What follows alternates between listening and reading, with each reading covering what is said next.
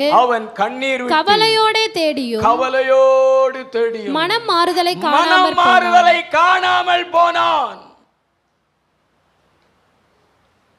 தேவனுடைய மனம் நமக்காக மாறுகிறதை நாம் காண வேண்டும். தேவன் நமக்கு ஆதரவாக, நமக்கு சாதகமாக அவருடைய மனதை மாற்ற வேண்டும். நமக்கு எதிராக இருக்கிற அந்த மனம் மாற வேண்டும்.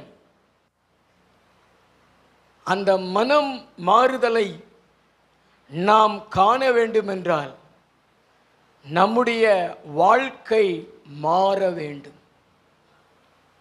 நம்முடைய வாழ்க்கை மாற வேண்டும். நம்முடைய வாழ்க்கை மாறல அப்படின்னா தேவனுடைய மனம் மாறுதலை காண முடியாது. தேவனுடைய மனம் மாறுதலை காண முடியலைன்னா ஆசீர்வாதத்தை சுதந்தரித்து கொள்ளவும் முடியாது.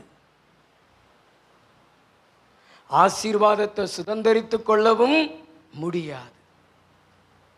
நீங்க கண்ணீர் வடிக்கிறதுனால, நீங்க கவலைப்படுறதுனால ஆண்டவர் உங்களுக்காக மனம் மாறுவார் என்று நினைப்பது தவறு. அதெல்லாம் இரண்டாவது. நீங்கள் கண்ணீர் வடிக்கும் பொழுதும், நீங்க கவலையோடு தேடும் பொழுதும் ஆண்டவர் ஒன்றை எதிர்பார்ப்பார். நீ எப்ப மாறுவ? நீ எப்ப மாறுவ? நீ எப்ப மாறுவ? உன் வாழ்க்கையை எப்படி எனக்கு பிரியமா எப்பொழுது நீ மாற்றிக்கொள்வ அப்படி சொல்லி தேவன் எதிர்பார்ப்பார்.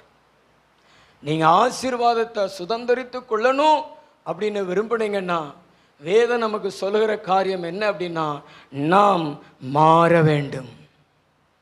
இந்த ஏசா மாறவே இல்லை, கடைசி வரைக்கும் மாறல. இன்னைக்கெல்லாம் சில விசுவாசிகள் அப்படித்தான் சர்ச்சுகளை வந்து உட்கார்ந்துருப்பாங்க. என்ன தீர்மானத்தோடு உட்கார்ந்துருப்பாங்க தெரியுமா? அவர் வாட்டில் பேசட்டும், நான் மாற மாட்டேன், நான் மாற மாட்டேன், நான் மாற மாட்டேன், நான் அப்படியே தான் இருப்பேன், என் வாழ்நாள் முழுவதும் அப்படியே தான் இருப்பேன்னு சொல்லி நிறைய பேர் வந்து உட்கார்ந்துருப்பாங்க.